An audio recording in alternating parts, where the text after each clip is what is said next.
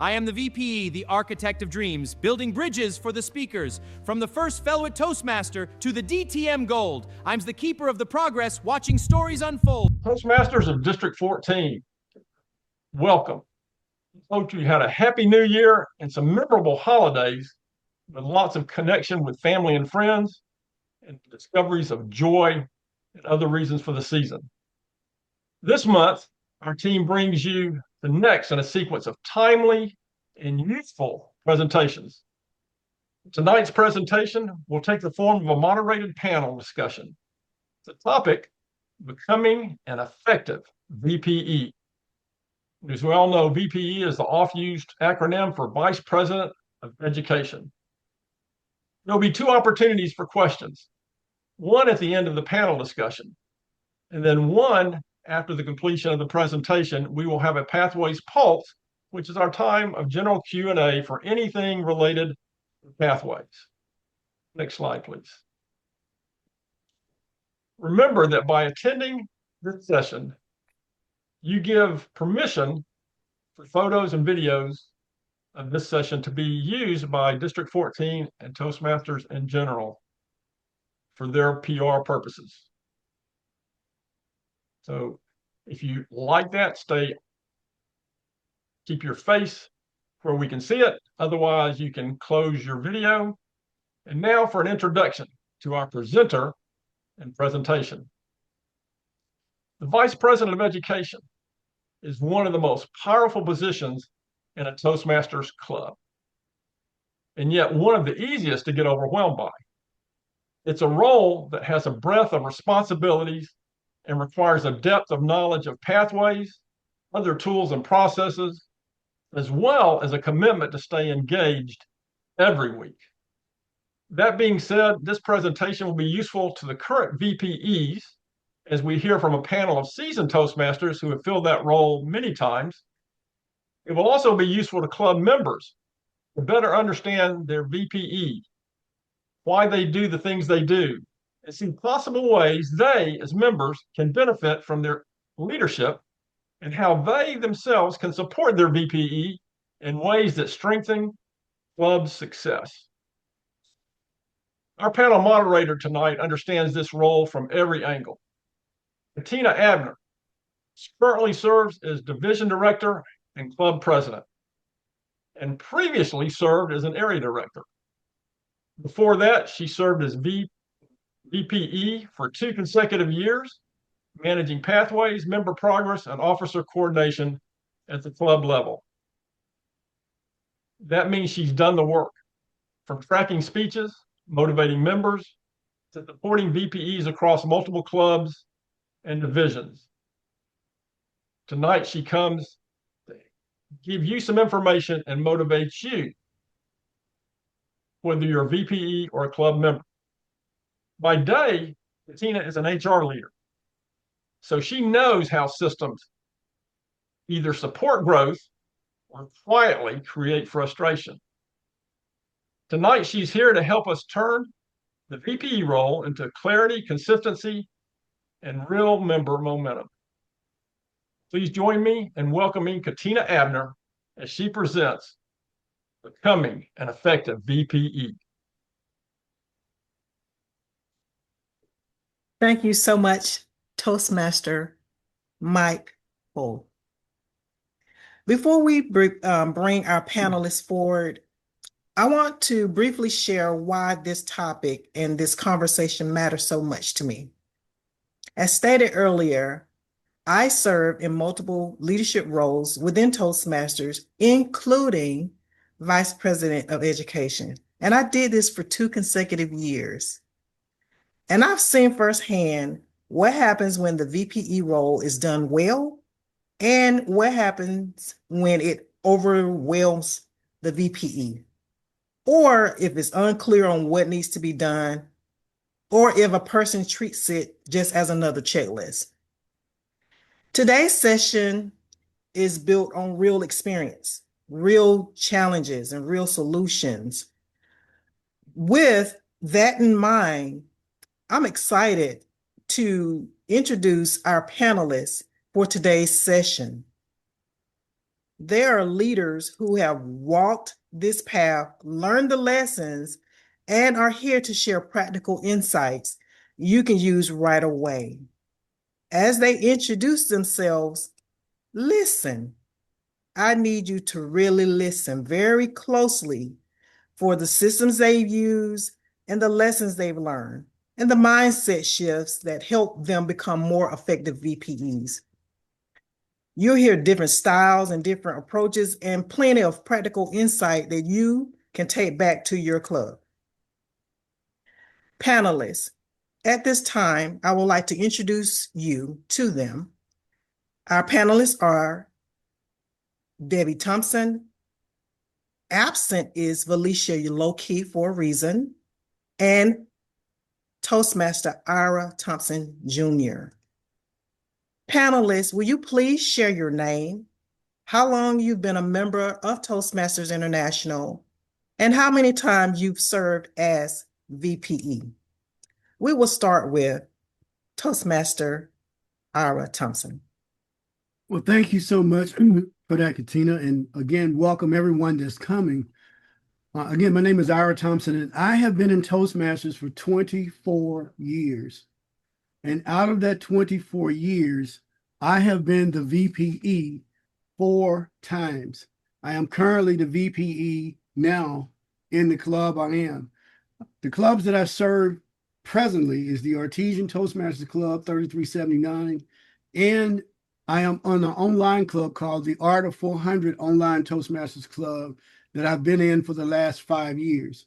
And that club specifically is an international club because we have members from the Bahamas, from Canada, from Australia, from Africa, and across the United States. And so we really, really are engaged in that. And being the VPE for that club has shown me the multiple cultures you have to deal with and the patience you need in order to make VPE a success.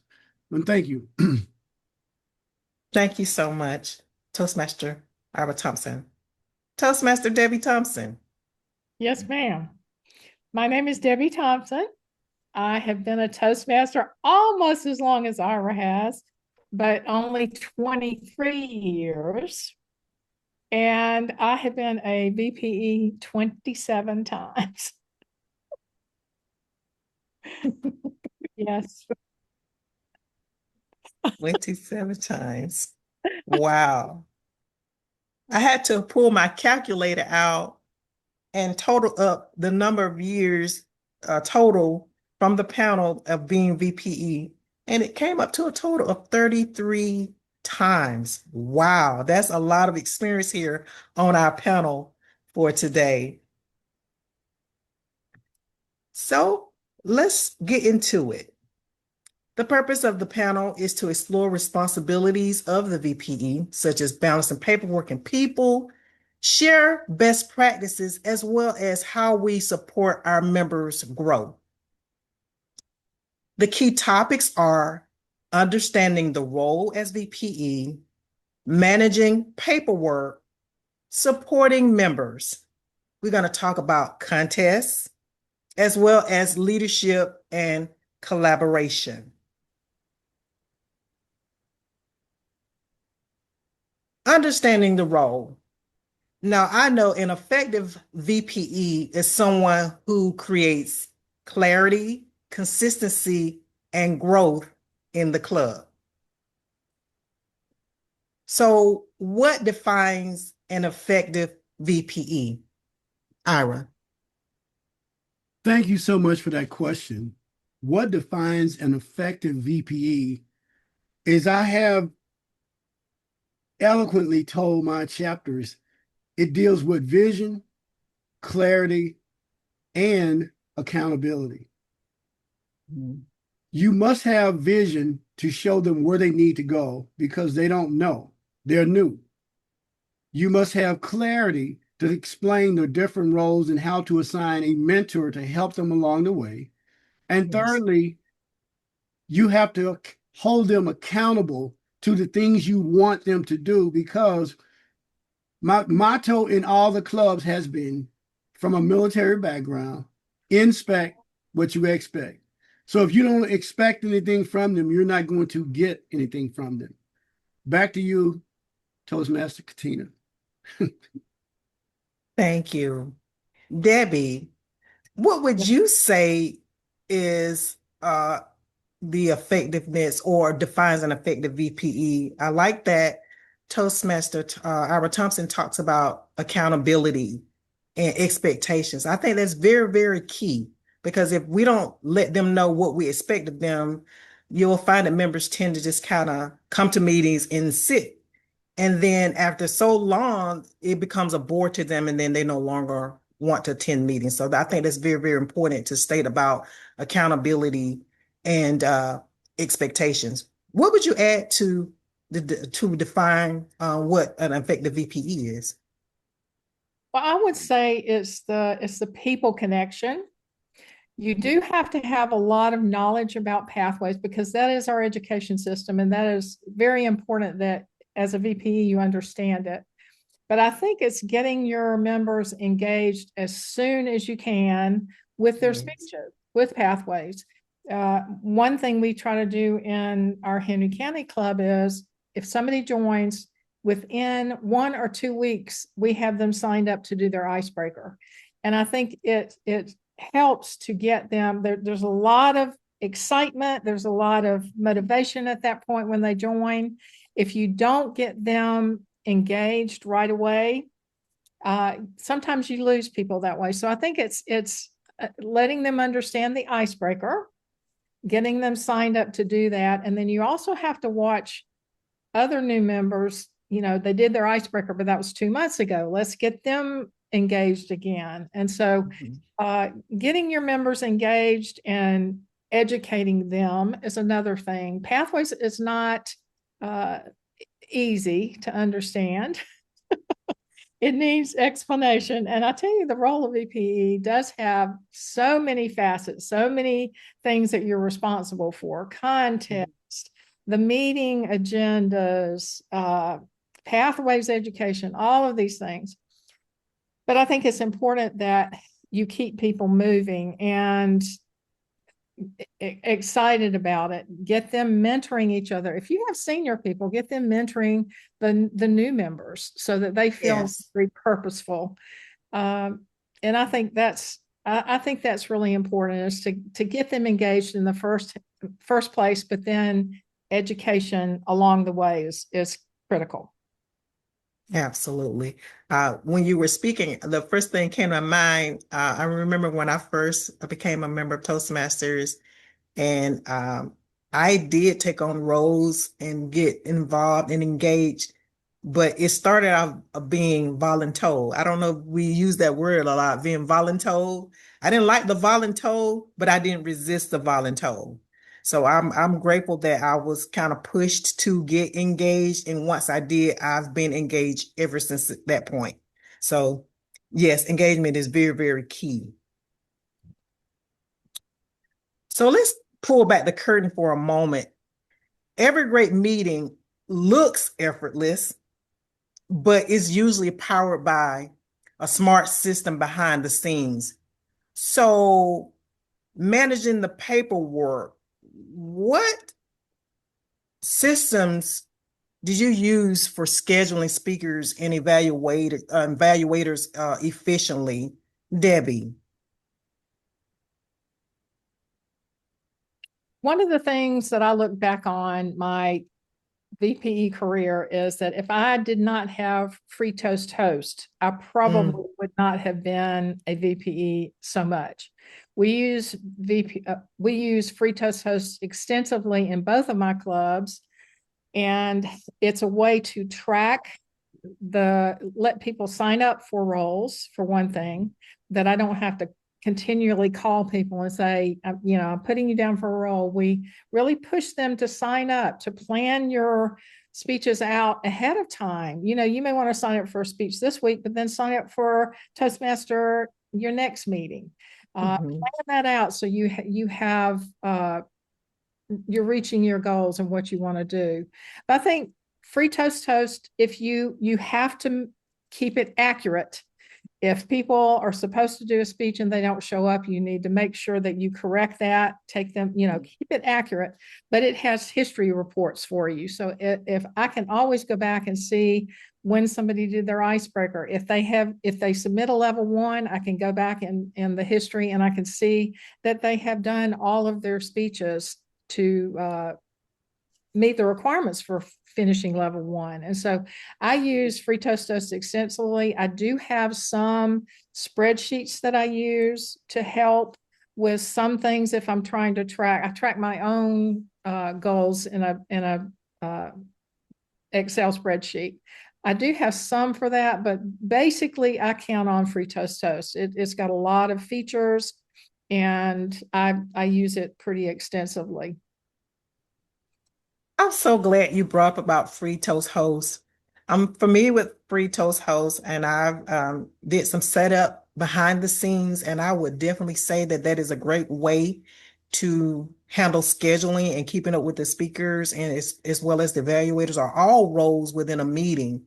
But I also use spreadsheet. Now, when it comes to the Free Toast Host, the thing would be is how you get the members to get into it.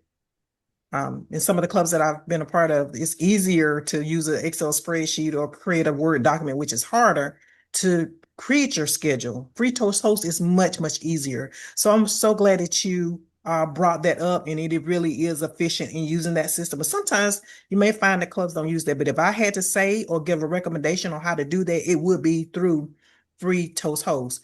What would you add to this, Toastmaster Ira Thompson? Do your clubs use Free Toast Host, or do you have another method that you all use for scheduling your speakers and your evaluators, or Yes. roles for any meeting, for your Well, meetings? Thank you for that question. And yet I utilize Free Toast Host for the beginning. What has been effective for us is communication.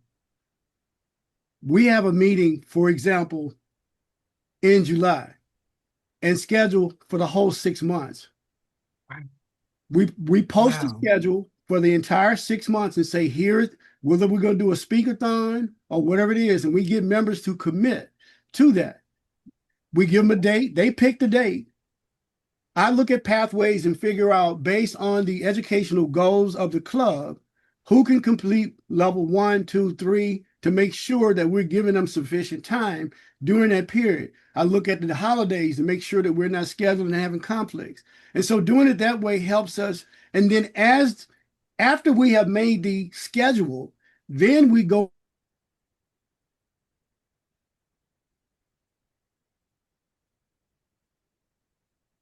That was getting good.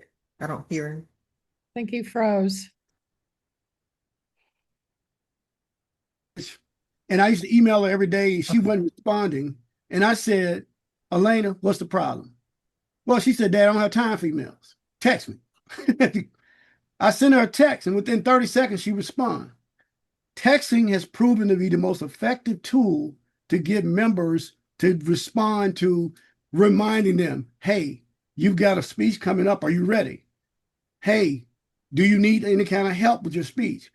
I do this a week before, I do this that week, and then I'm texting their mentors to tell their mentors that they should be talking to their mentees to find out where they're at in order to do that. And that has been proven very, very effective in getting the schedule for 6 months. Back to you, Toastmaster Katina. Wow. So when you were speaking, you went out and then you came back in, and you came right back in with great information talking about reaching out and using the text method of communicating with the members. We didn't get the rest of what you were saying, but I'm sure, and I know it was really, really good. The last thing that we heard was about the Free Toast Host, and then you went into talking about communication is the key and how you plan 6 months out. And then schedule out, and then have everyone to go ahead and get on the calendar as far as getting their speeches done. Then you came back with the text. That's when we came back in and heard about the text. And those are great ways of making sure the members get scheduled. Do you get any kickback from that, or no, it's easy? They go right along with it? Is it easier to plan in advance like that for the members? Thank you for that question. And it's very easy. one of the things I do is you may have heard of a guy named Cortez. When he took the ships for a sail, they got to the island. What he did is he took all the people out to the island and said, watch this, and he burned the ships. What that told them was there was no way back. When we talk to the members about their goals and what they need to do, there is no turning back. And so earlier I talked to you about the accountability. When we put them on the schedule, there is no going back. You're doing your speech. You just got to be able to, again, plan, prepare, and be ready to present. That's the Right. that's the Okay. Wow, that was great information from both panelists. Some of that I'm definitely going to share with the VP of my club, and wish I would have known some of this when I was VP for those 2 years. That is great, great information. Thank you so much for those responses. Pathways Pathways only works when people actually move through it. Pathways through it. So, what's your strategy for helping members move forward in pathways? And Albert Thomas, you've already kind of mentioned how you get them to do that. Let's go to Debbie. Debbie, what are your strategies for helping members move through pathways? And then we'll come back to you, Ira. I think it starts at the beginning when they are new members, that you really need to explain what Pathways is, what it's all about, and what benefit it is to them. Absolutely. I'm glad you asked that, Katina, because the Pathways training team has done a video on getting started in Pathways. It starts you from all the way from signing into TI, selecting your path, how to get to your icebreaker, walking through your icebreaker. And so that was done so that VPEs would have a way to educate new members with a video that they could watch anytime they got new members. So I think that's the start. People need to understand what Pathways is, because it's not necessarily intuitive. And then, as Ira said, I think you stay on it. You continue to look at your DCP goals. Where are we as far as level 1? Yes. Where are we as far as level 2s, level 3s, etc.? And by doing a club success plan at the beginning of the term, then you can see, are we on track? Or, oh my goodness, 3 of the people that were supposed to get level 1s aren't with the club anymore. We've got to do something about that now. So it really does help you understand where are we in our bigger plan, and what do we need to do to readjust. If there are things we need to do, things happen, and so we need to readjust with that. But I think it's always looking at experiences and ways that people can give their speeches. We might need to have a speechathon so that more speakers can get their speeches in. We might need to push, as you said, some of those people to do their icebreakers. We might need to add additional time so that some of those higher levels have time to give longer presentations. So it's really just looking at what you have in your club, where people need to be, and how, as VPE, you can help them get there. You cannot be distinguished without Pathways. So you have to understand it. You said some very key things. You talked about the DCP report as well as the club success plan. So I would say those are key things for a VPE. That should be like the first place that they study, like put it on your calendar as a reoccurrence to look at your DCP report, as well as refer back to your club success plan to stay on track on where we should be. What would you add to that, Ira?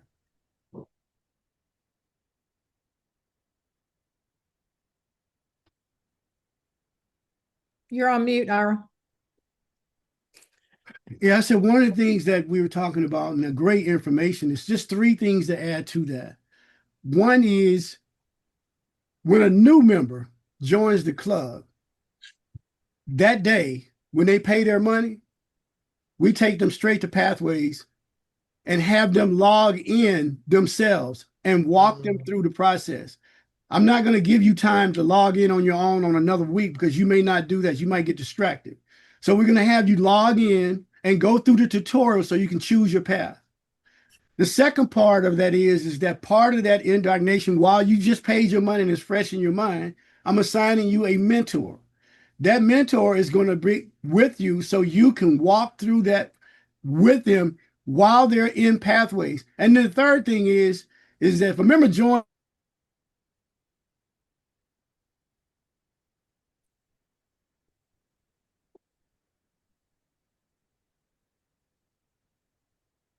Um, What your goals are and what you want to do, and they can do that. And that gets them speaking early, and we keep them on the schedule to do that. And then lastly, how do you check in on your members? How often do you talk to them? How often do you communicate to them? I talk to mine weekly because I need more bang for the buck. And so again, we want to make sure that we stay in contact with them. And again, that will add to the pathway experience. Thank you for that response. I do have a quick question to a follow-up with a comment that you just made, Ira. When you say that you have them go ahead and get with the mentor, go ahead and get them in pathways in the system. The follow-up to that is, how do you handle that? And I'm sure this question may come up with those clubs that are online. Have y'all dealt with that? How do you deal with them if you're online? I guess the question is when you say online, because all of our clubs are pretty much online for what Okay, that's true. because they pay their money online. What we do is when it's time for you to pay your dues, initially, we go in, Yes. we create the actual application, Yes. grant you access to TI to allow you to pay your dues. And when you pay your dues, now we can move because now I know you're in the system. You get to move Got it. from that to pathways. And from pathways, we move to your mentor so you're not by yourself. And then we get you on the schedule because now you know what your path is. You can do your icebreaker. Okay, I got it. That's understood. Understood. Thank you both so much for your responses to this question. The big win comes from planning the basics early because contests fall apart when details are left to chance. When it comes to contests, because that's a part of our benefit of being a Toastmaster, what are the biggest things VPEs should plan early when preparing for club level contests, which we're going through that right now in the month of January? Debbie, what are the biggest things VPEs should plan early when preparing for club level contests? Okay. For contest one, you need to understand the contest that you're having and I say that because in international, there are qualifications that you have to have. So somebody brand new may not have the qualifications to speak or to enter into an international contest because you have to have your level 1, level 2 and pathways completed first. So it's one of the things we like to do in our clubs is, and as a VPE, I do this all the time. I have committees. You cannot, unless you're retired and that's the only thing you're doing in life. I have committees. I've had committees before from a mentoring chair. I've had a contest chair. I've had a theme meeting chair and had a new member orientation chair. But by getting other people involved, you're still monitoring, you're still in charge. But by getting other people involved, they can use those projects in pathways for a lot of these higher level projects where they have to have a team. And so I like to do that and give other people the ability to do that if possible. Now, if you are having a contest in your club, I think one of the first things is make sure you have contestants and then make sure they are educated on what they need to do. But getting judges and officials is something that takes a lot of time. And so the more you can do some planning, figure out how you're going to try and get judges. Maybe you have a sister club that you'll judge their contest, they'll judge your contest. Looking at those officials and just making sure that you have a lot of those roles filled, I think is one of the things that takes a lot of time and a lot of work. But we do like to have somebody be a contest chair and they can use that project as something in their pathways. So they get credit both ways. And you get help as a VPE with getting the contest done. Oh, those are great ideas about the committees, having committees so that all the pressure and the work won't be on your shoulders as VPE to get the contest done at club level. That's another great idea. And then I like that this year our contest committee have it to where you can fill out forms and request online for judges, because we have members that are certified judges now. So I do like that. That was a great component that has been added this year for our contest. So Ira, other than, making sure that the contestants understand their roles, as far as what to expect as being contestants in these contests, what else would you add as far as what you should start planning early when it comes to club level contests? Well, just again to reiterate, we use in the clubs we're in, it's called REA, 3 letters. We review the contest rules, because I need to know exactly what the requirement is before I can talk to the members about what the requirement is. And then the E stands for to encourage the members to participate. You don't wait until it's contest time. You prep them to be ready for the contest when the date is provided. The date just came out and says we got to have the contest done by the 31st of January. We're already on January 14th. People are already feeling pressure that they got 2 weeks now to try to figure out what they're going to do. Again, it's stress. And then the last thing Debbie's already said is the A is ask for help. As a VPE, sometimes we want to be the one man or one woman show, and we won't ask for no help until the 11th hour. And so you need to be asking for help, not only from the members in your club, because everybody's not going to be a speaker. From your club, start at home first, then branch out to your sister clubs. And again, don't be ashamed to say, I need some help, and be specific about what you want. Don't just throw the bait in the water. You need to ask specific. I need a sergeant at arms. I need a contest judge. You got to tell them what you want, because if you don't tell them, you're not going to get what you want. You're only going to just be frustrated.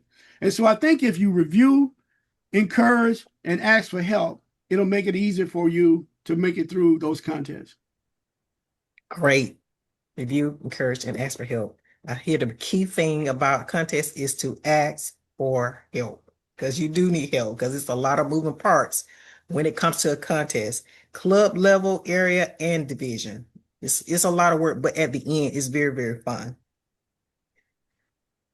Last, strong alignment starts with regular, honest check-ins, sharing priorities, comparing dashboards, and agreeing on a few clear goals so education, membership, and leadership are all pulling in the same direction instead of working in silos. So when it comes to leadership and collaboration, how do you partner with the VPM and the president to align goals? Ira. That's a great question. And what I found, or what we found to be effective, is we've already talked about the dashboard. The dashboard is the driving factor for all 3 of us. One of the things I encourage my president, both of them, to do is you only have one job. Praise them when it's time for them to get their awards. That's all you got to do. Everything else is in the back end. That's why you have a team to do all the other work. Membership is not just by himself or herself. Everybody has to help membership, but membership has to look at the dashboard to see the goals that are out there for how we can make this work. And then the last thing as the VPE is tying all 3 of those together. And so we're on one accord, which means every meeting, not occasionally, every single meeting we have, we present the dashboard to the members so the membership knows exactly where we are and we need members. The president knows what goals we have completed, and the members themselves know where they are in their path and how they can help us achieve these goals. Great strategy. I would say that is a great strategy. Debbie, what would you add to that? Well, I've heard this talked about as a three-legged stool. President, VPM, and VPE working together, that if one of them is not working, that you're wobbling. But I would actually say, I would say it's a four-legged stool, because I would add public relations, VPPR. That's where you get the promotion. That's where you get, if you're having a membership drop, for example, your PR person gets the word out. If you don't have anybody come to your open house, then it's not probably going to be successful. But if you are looking at working not only with your VPM, planning activities, events for your club, things like that, even contests, your public relations will be advertising it, getting people to come, getting the word out, and publishing things. So I think it's really all of your officers working together, but those four particularly are working together to coordinate activities and promote activities and make sure everybody's on the same page with what's happening in your club. So glad you brought that up about the vice president of public relations, and you are absolutely right. They play a very, very important role in marketing the club and bringing light to the club so that people will know more about Toastmasters and your club. So I'm glad that you brought that up, and you're absolutely right. It takes all the officers to play a role in this, but these are key officers that make sure the club grows and it succeed, with making sure that all the memberships are getting all that they need from being a member of Toastmasters, because definitely Toastmasters is a great organization to be a part of. At this time, I would like to ask, are there any questions do we have any questions in the chat, or is there anyone that have any questions for us? I can't see from my side. I'd like to add something I forgot, if it's okay. I just wanted to mention there is a project in almost all level 4s that is a public relations strategy project. If you are doing a project plan for how you're going to promote your club, have that person get credit, have that person be on your contest team, be on your open house team, and also then get credit for doing that level 4 project. I think they have to do the project, set up the strategy, but then they have to give a speech about it. But that can get you some extra projects in level 4 if you hadn't thought about doing that. Right. Thank you for sharing that. Do we have any questions in the chat? It's hard for me to see. Do we have any questions? I have a question. How do you recruit or excite people enough, inspire them to want to be VPE?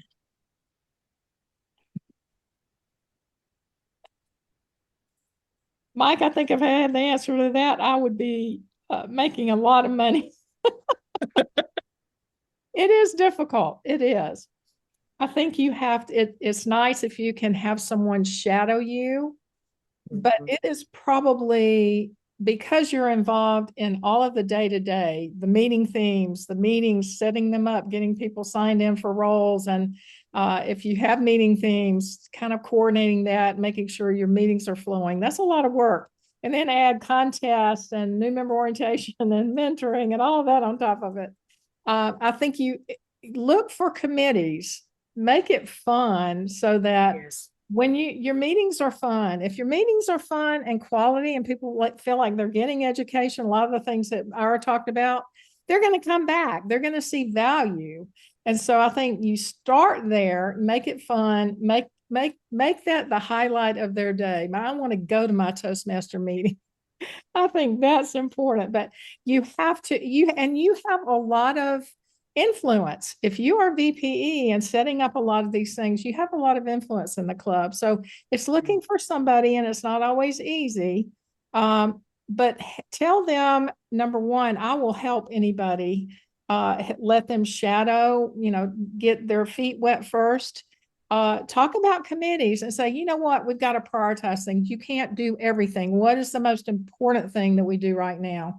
And something else may have to be put aside, for a minute, for a while, but we've got to, we don't want to wear out our VPE either. We want them to be strong and refreshed and be able to come back. And so I think it is important to have that help. Reach out for members of your clubs. The 1 year we had 51 members, and that is because we had a mentor chair. That was their total responsibility. They were responsible for all that. We had more members than we couldn't even have speeches. We had so many members. So I think it is important to have committees and get help. I liked everything that you said, and it all rang very true. I just want to comment that prior to the first term that I served as VPE, I had seen some role model VPEs. They probably should have been on this panel, but I was so inspired. I knew I wanted to be VPE before the elections ever came into being for the next year. And I think what the point I guess I want to make is there may be somebody in the clubs that are there that have a heart for that and really want to serve there. I don't know how you would find those other than to ask, because I don't remember if I volunteered before they asked me or if they just asked me. So but thank you. That was great input.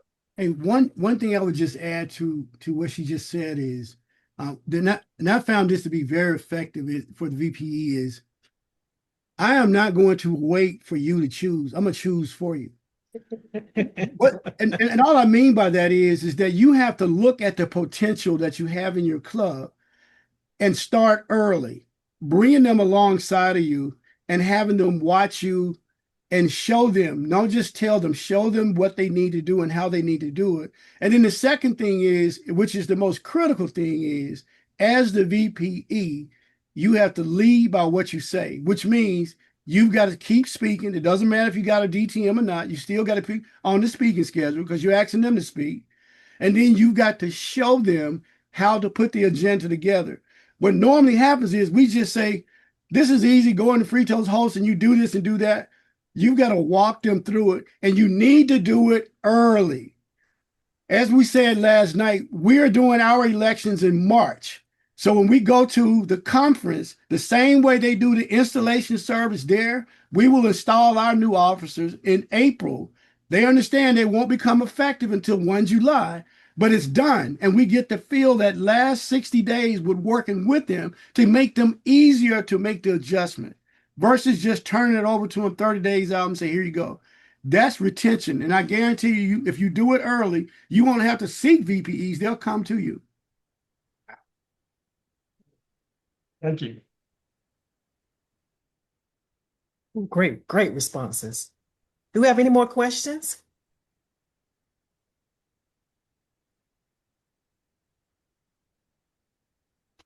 Okay. I just wanted to comment on that last question. And I'm a vice president of education also in my club for, I think, 4 years. However, we rotate every 2 years. We take it on for 2, and then we copy the person that's coming behind us in those 2 years as to every email and what we're doing. Therefore, we could have a smooth transition. And then we look in January for our next person to put in the 2-year rotation. And we look at the abilities or affinity to a certain aspect of that job. As, for example, we have a teacher that has her own school. So she's used to paperwork and things like that. And then we start grooming in January so that when we get ready to vote, everyone already knows what they're going to do. For a quick example, we had a new member join 2 weeks ago, and she took to hybrid. We put them to work the first day they come. And she went straight to hybrid to help the VPPR. And I told him, I said, I believe you should mentor her because she's going to be our next VPPR. I just wanted to add that. It's an observation. Good. Wow, that's great. Thank you. Thank you for your comment. Final thoughts. As we wrap up, I want to leave you with this thought. The Vice President of Education is more than a scheduler, tracker, or keeper of base camp. The VPE is the heartbeat of a club's growth. Yes, the VPM plays a role, but the VPE is the heartbeat of a club's growth. So when you understand the role, manage the paperwork with intention, support the members with empathy, and collaborate with the leadership team, you create momentum. And it was definitely explained in detail in this panel discussion on tonight. And momentum is what keeps the members engaged, progressing, and coming back. You don't have to be perfect to do this job. You do need to be present, organized, and people focused. I think the key thing between all of those is present and people focused. So I want to thank the panelists on tonight. Thank you all so much for sharing your experience and your wisdom. And thank you to everyone here for investing in your growth as a leader. So keep moving from paperwork to people and watch your club thrive. Next, we're going to talk about Pathways Pulse, the Q&A with the team. At this time, I would like to ask Toastmaster Mike Cole if he would please speak on this for us. Yes. I want to add my thanks to the panel. That was incredibly organized and inspiring panel discussion. You folks are incredible. Your energy, your practical knowledge, your enthusiasm, Yes. that you're passionate about Toastmasters. I just love it. Katina, I really enjoyed how you introduced the topics, the questions that you posed, and how you transitioned between those topics and commented at the end of each speaker. Ira and Debbie, I loved how you fed off each other's comments. Yes. All of you are role models for the rest of us. I may just have to sign up and be VP again. I'm pumped.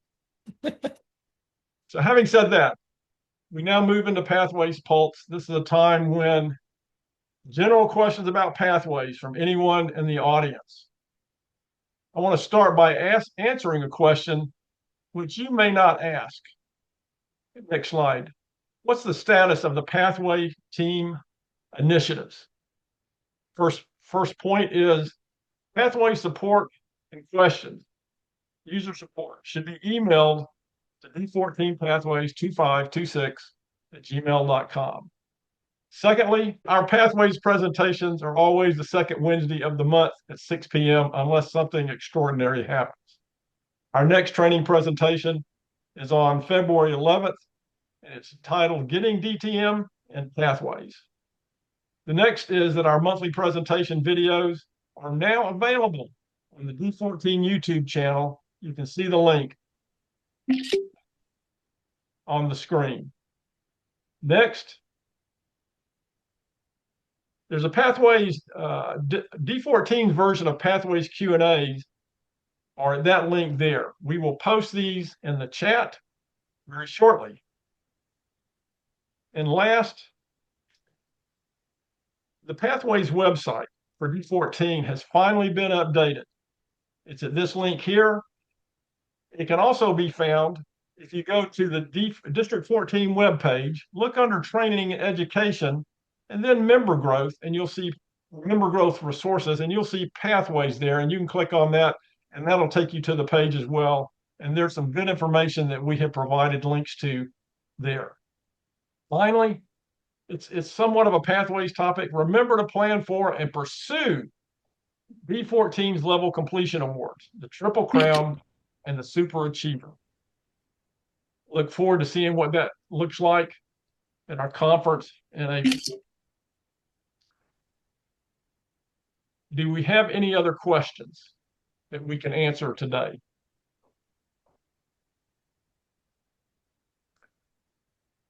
Hearing none from our attendees, if those of you that are watching this video, if you have some, send them to our email address. We'd love to have the opportunity to help you with information or questions that you have. Thank you for tonight. Thank you, panelists, again. You'll have a great holiday or a great rest of the month. We will see you next month. Meantime, be safe, be the best you can be. Thank you. The meeting starts, the clock begins to tick. The agenda's looking empty, and we need a hero quick. It's more than just a schedule or a list of names to fill. It's the pulse of every member and the sharpening of skill. I'm looking at the pathway, seeing where the journey goes. From an icebreaker's first tremor to the confidence that grows. I am the VP, the architect of dreams, building bridges for the speakers, or so it always seems. From the first fellow Toastmaster to the DTM Gold, I'm the keeper of the progress, watching stories unfold. Yeah, I'm the VP, setting the stage, helping every single member turn a brand new page. I'm a mentor, I'm a coach, I'm a master of the yes. When a speaker's feeling nervous, I'm the one who clears the stress. I've got the base camp open and the levels tracked in line. I'm ensuring that the quality of every speech is fine. If a slide is looking lonely, I got the phone in hand. I'm the engine in the middle of this leadership band. It's not just about the ribbons or the points upon the wall. It's about the person standing proud and standing tall. I coordinate the mentors, I schedule every role, because helping people grow, well, that's the heart and soul. I am the VP, the architect of dreams, building bridges for the speakers, or so it always seems. From the first fellow Toastmaster to the DTM Gold, I'm the keeper of the progress, watching stories unfold. Yeah, I'm the VPE. The agenda is full, the goals are in sight. We're meeting our distinguished club goals tonight. Yeah, I'm the VPE. Let's hear that applause. Let's hear that applause. Let's